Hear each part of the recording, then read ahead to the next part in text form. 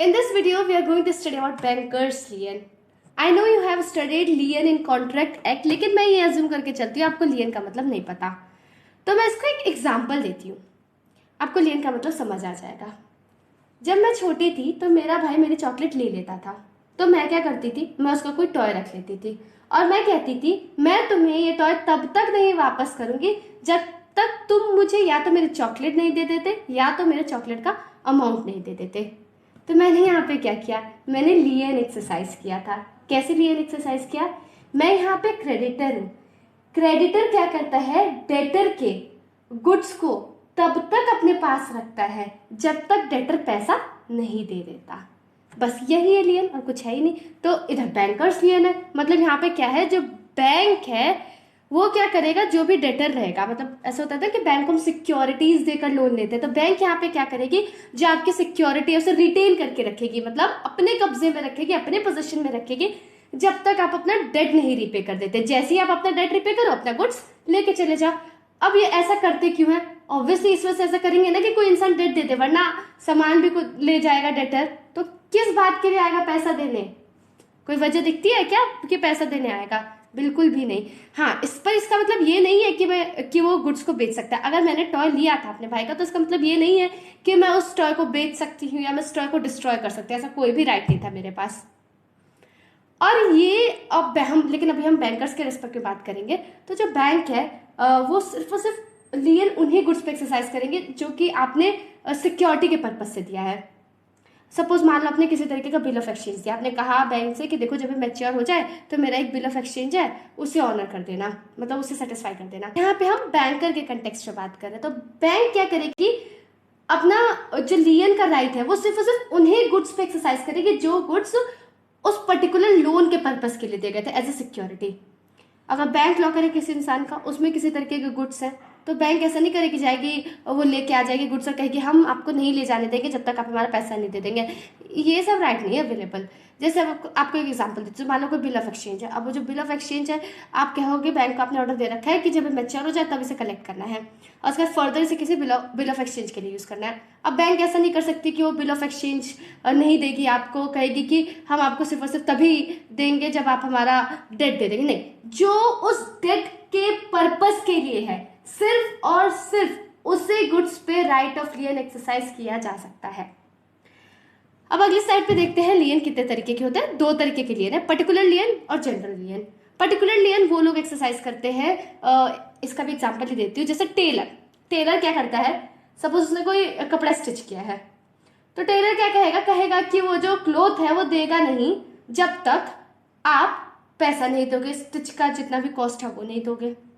तो इसे बोलते हैं पर्टिकुलर लेन, मतलब उन्हीं गुड्स को रिटेन करके रखना जिसपे उस पर्सन ने अपना टाइम लगाया है, एफर्ट लगाया है, स्किल लगाया, मनी लगाया, कुछ भी।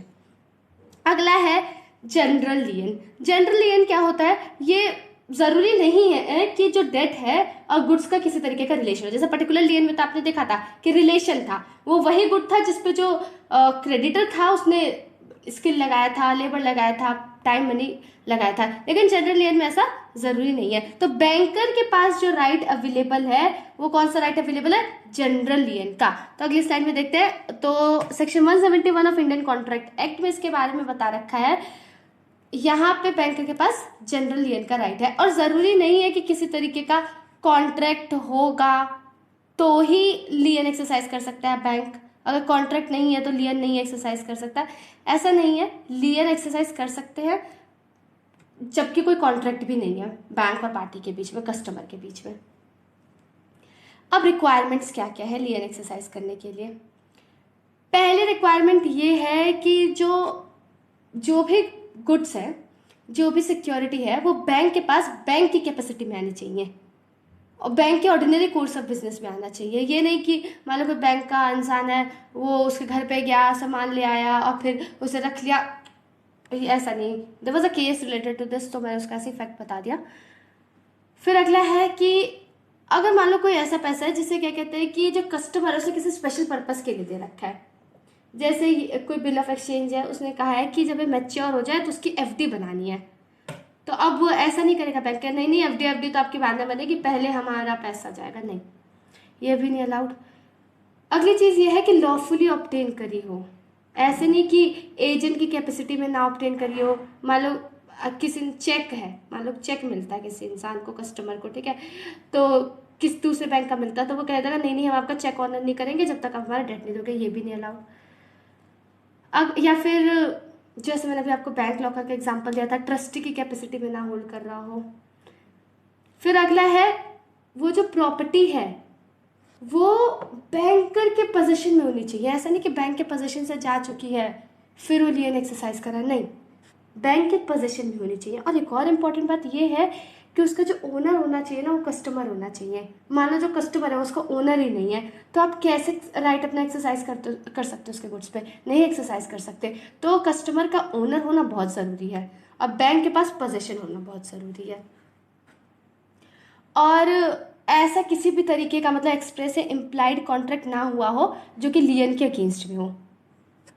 ऐसा भी तो हो सकता है ना कॉन्ट्रैक्ट, तो इस बात का ध्यान रखना है बैंक को और कस्टमर को। कस्टमर क्या ध्यान रखेगा, मतलब बैंक को ध्यान रखना चाहिए। फिर अगले स्लाइड पे देखते हैं, अब इनके कुछ फीचर्स देखते हैं। तो एक तरीके से जो लियन का राइट रहता है ना, एक तरीके से इम्प्लाइड प्लेज रहता है। अब लियन और प्लेज क्या होता है, देखो लियन ये होता है, मैंने जैसे आपको शुरुआत में बताया था, लियन मतलब ये रहता है कि हम बस गुड्स को अपने पास रख सकते हैं, बेच नहीं सकते। लेकिन प्लेज में क्या होता है, अगर आपने डेटर ने पैसा नहीं दिया तो क्रेडिटर गुड्स को बेच भी सकता है। लेकिन अगर मान लो रीजनेबल टाइम पीरियड तक जो है डेटर पैसा नहीं दे रहा, लियन की बात कर रही हूँ, तो ऐसा सिचुएशन में क्या करेगा, बैंक कस्टमर को रीजनेबल नोटिस दे देगा और ऐसा कहेगा कि देखो मैं आपको नोटिस दे रहा हूँ, अपना गुड्स ले जाना है तो ले जाओ, पैसा दो वरना I am going to sell this good. तो एक तरीके से इम्प्लाइड प्लेज भी है। अब वैसे तो कॉन्ट्रैक्ट कोई ज़रूरी नहीं है, लेकिन अगर पार्टीज कॉन्ट्रैक्ट कर लेते हैं तो सेफ साइड पे रहेंगे तो ये ज़्यादा अच्छा रहेगा। अब आता है अगले स्लाइड पे, यहाँ पे उन गुड्स के बारे में बात करते हैं जो कि दो या दो से ज़्यादा लोग इकट्ठे होल्ड करते हैं। लेकिन जो डेटर है यहाँ पे एक ही इंसान है, तो क्या हम उन गुड्स पे, मतलब बैंक उन गुड्स पर राइट ऑफ लियन एक्सरसाइज कर सकती है? नहीं, उन गुड्स पे जो बैंक है राइट ऑफ लियन एक्सरसाइज नहीं कर सकती। सिर्फ और सिर्फ वो जो है कस्टमर के नाम पे होना चाहिए, कस्टमर अकेले उसका ओनर होना चाहिए। अगला है सपोज मान लो किसी तरीके का लोन है, किसी कस्टमर ने लिया, अब वो लोन की भरपाई कर देता है लेकिन वो जो गुड्स है वो वापस नहीं ले जाता, बैंक के पास ही रहने देता है और किसी तरीके का कॉन्ट्रैक्ट भी नहीं करता। तो बैंक ये मान के चलती है, एक मतलब ये एक तरीके का लीगल प्रिजम्पशन है। बैंक क्या मानेगी, लीगल प्रिजम्पशन है कि जो इंसान है वो किसी फ्यूचर में अगर किसी तरीके का लोन लेगा ना तो इस गुड्स पे हम लोग राइट ऑफ लियन एक्सरसाइज कर सकते हैं। अब अगले स्लाइड पे एक्सेप्शंस देखते हैं, किन गुड्स पे हम लोग बैंक मतलब राइट ऑफ लियन एक्सरसाइज नहीं कर सकता। अगर आपने बैंक को कोई चीज सेफ कस्टडी में रखने के लिए दिया, जैसे मैंने आपको लॉकर का एग्जांपल दे रखा है, या फिर आपका किसी तरीके की सिक्योरिटी जो है बैंक के पास नेग्लिजेंटली छूट गया, आप रखना नहीं चाहते थे, गलती से छूट गया, या फिर कोई ऐसा लोन जिसका अभी बैंक ने लोन तो ग्रांट नहीं किया लेकिन आपने सिक्योरिटी पहले दे दी, तो उस पर लियन एक्सरसाइज नहीं किया जा सकता। या फिर कोई भी सिक्योरिटी जो है बैंक को आप ऐसा ट्रस्ट के तौर पर दे रहे हो, या आप पैसा जो डिपॉजिट करते हो बैंक पे उस पर भी राइट ऑफ लियन एक्सरसाइज नहीं किया जा सकता। उस पर आप सेट ऑफ, बैंक जो सेट ऑफ का राइट एक्सरसाइज कर सकते हैं, लियन का राइट नहीं एक्सरसाइज कर सकती। पैसे को रिटेन करके नहीं रख सकती, या तो पैसा ले लेगी पूरा का पूरा, रिटेन करके नहीं रखेगी। आते अगले स्लाइड पे, यहाँ पे केस देखते हैं। तो इस केस में ये बोला गया था कि पोजीशन बहुत ज़्यादा ज़रूरी है, चाहे एक्चुअल पोजीशन या फिर कंस्ट्रक्टिव पोजीशन, उसके बिना राइट ऑफ लियन एक्सरसाइज नहीं किया जा सकता। अगले स्लाइड पे PNB limited versus Arora Durgadas का केस है। इसमें यह बोला गया कि जो ओनरशिप है वो कस्टमर के पास होनी चाहिए, वरना किसी भी तरीके का राइट ऑफ लियन एग्जिस्ट नहीं करता। Thank you for watching this video. If this any doubt do mention the comment box, I try my best to help you.